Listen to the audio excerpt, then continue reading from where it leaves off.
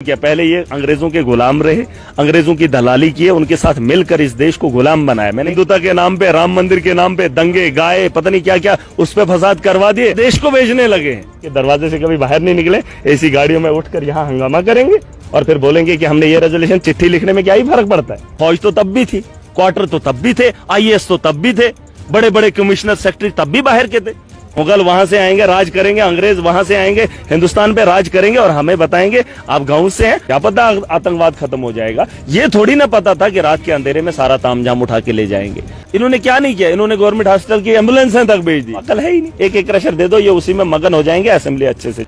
देश के अंदर कांग्रेस ने राज किया, भाजपा तब भी थी, हिंदुता तब भी था, RSS तब भी थी, लेकिन देश के लोगों ने RSS और भाजपा को वोट नहीं दिया, मत दिया। 60 साल कांग्रेस ने राज किया, लेकिन जब वो लोग मर गए उसके बाद इन लोगों ने जहर उगलना शुरू किया। पहले ये अंग्रेजों के गुलाम रहे, अंग्रेजों की दलाली की है, उनके साथ मिलकर इस देश को गुलाम बनाया। मैंने इनको बोला है भाजपा के लोगों को, मैंने कहा एक नस्ल आई 10 साल पहले, तुमने जो नई नस्ल आई, पुराने लोग जब मर गए, नई नस्ल को तुमने गुमराह किया, हिंदुता के नाम पे, राम मंदिर के नाम पे दंगे गाए, पता नहीं क्या क्या उस पे फसाद करवा दिए। मोदी को जो है इन्होंने भगवान मान लिया और इन्होंने कहा कि देश के अंदर मोदी चाहिए, BJP चाहिए, लेकिन भाजपा धर्म नहीं है। अभी 10 ही साल हुए हैं, अब देश को बेचने लगे हैं, अब देश को बेचना चाहते हैं। पहले तो गुलाम बनाया, अब देश को बेचना चाहते थे। हम इन्हीं को यही बोल रहे थे कि देश को हम बिकने नहीं देंगे, ये देश हमारा है। एक ने, इन्होंने कौन सी वफा की है?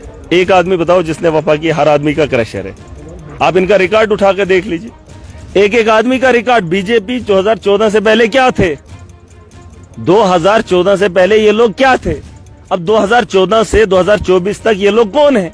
देख लो ना, इसके बारे में आप जानकारी कर लो, एजेंसीज बुला लो, इनके पीछे लगा लो।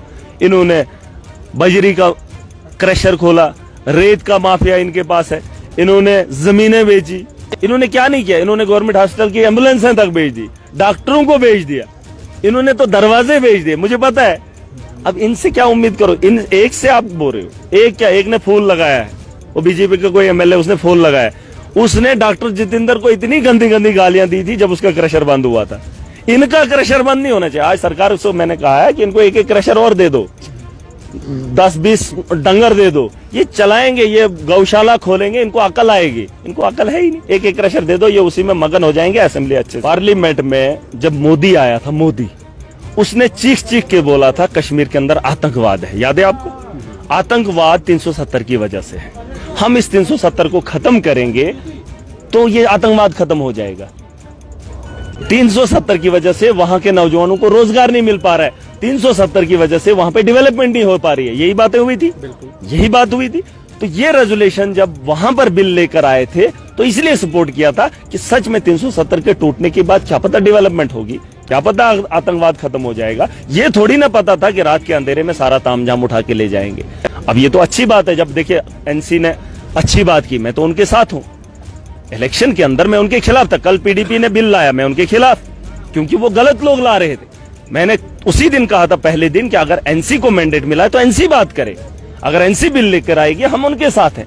आज जब NC ने परसों लाया तो हम उनके साथ, हम मुखालिफ नहीं है, लेकिन कोई जमात लेकर आए। उस वक्त देश के अंदर मोदी का शासन था, उसने दुनिया को बताया कि 370 की वजह से वहां पर आतंकवाद है, वहां पर बेरोजगारी है, वहां पर ये है, ये है। अब वो सारी चीजें नहीं है, वो आतंकवाद फिर भी है, नहीं खत्म हो पाया। अब हम सिक्योरिटी चाहते हैं, तब भी सिक्योरिटी थी, अब भी सिक्योरिटी है, वरना 370 था क्या ही था। फौज तो तब भी थी, क्वार्टर तो तब भी थे, IAS तो तब भी थे, बड़े बड़े कमिश्नर सेक्रेटरी तब भी बाहर के थे। देखिए ये चीजें आपको समझनी पड़ेंगी। और जब हमने वोट दिया था तो इस उम्मीद से कि जम्मू कश्मीर बेहतरी की ओर चलेगा। केजरीवाल ने गलत नहीं किया, आज NC कुछ काम कर रही है, 200 यूनिट उन्होंने कहा, हमने तो और कहा कि सबको फ्री दो। देखिए कुछ चीजों के साथ आपका इख्तलाफ हो सकता है, लेकिन जब आवाम के हित की बात होगी तो देश के हित की बात होगी, खड़ा होना चाहिए। लेकिन ये भी बताया था कि असेंबली से एक रेजोल्यूशन जब पास होगा उसके बाद इसको खत्म किया जाएगा, वो तो केजरीवाल को नहीं बताया था। अब ये रात के अंधेरे में उठकर कुछ भी करेंगे, ये चीजें आपको समझनी हो। उस वक्त वोट देना एक अलग बात थी, लेकिन यहाँ वक्त के हालात कुछ अलग कह रहे हैं। आपको क्या लगता है 370 था तो देश अलग था? ये क्या अलग था? यहाँ पर तो सारा तामझाम वही लोग देख रहे थे। और ये चीजें मुझे इस बहस में नहीं जाना है, हमने आगे का देखना है। लगा कि जॉब्स की सिक्योरिटी होनी चाहिए, मुझे चाहिए। मैं यहाँ का यूथ हूँ, मैं यहाँ का नागरिक हूँ, यहाँ तो मुगलों ने राज किया। अरे मैं तो इस इलाके का रहने वाला, जम्मू कश्मीर का हिस्सा हूँ, कोई ये ना बताए ये कश्मीर का नहीं है। मुगल वहां से आएंगे, राज करेंगे, अंग्रेज वहां से आएंगे, हिंदुस्तान पे राज करेंगे और हमें बताएंगे आप गांव से हैं। गांव की बात नहीं है, शहर की बात है। जो सोच रखता है, जो सूझबूझ वाला होगा, वो बेहतर बात कर के गुजारिश की है। नौजवानों की बात करो, खुदारा एज रिलैक्सेशन की बात करो। आज सरकार ने ये कहा है कि हम वो सारी पोस्टें फिल करेंगे जो अभी तक खाली है।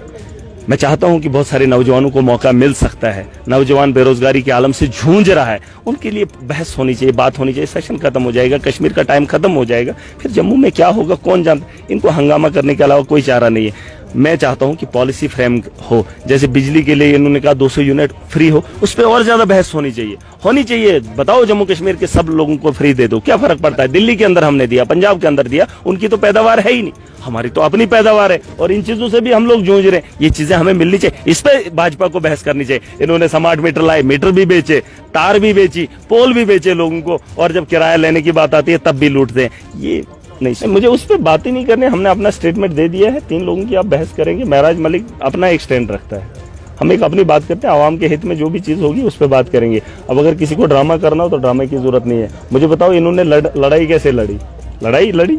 अरे जमीन पे भी लड़ते, यहाँ हंगामा करना। इनको पता है हम एमएलए बन गए, प्रोटोकॉल बन गया, प्रोटोकॉल में रहकर मैं जमीन से लड़ के आया हूँ, मेरे बारे में जान लेना।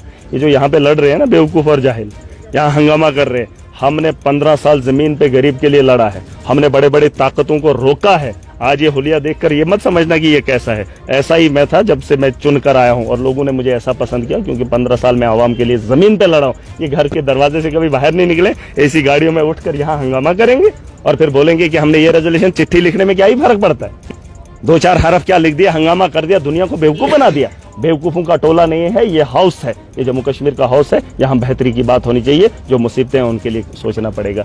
2-4 टुच्चे लोगों से मुझे कोई फर्क नहीं पड़ता।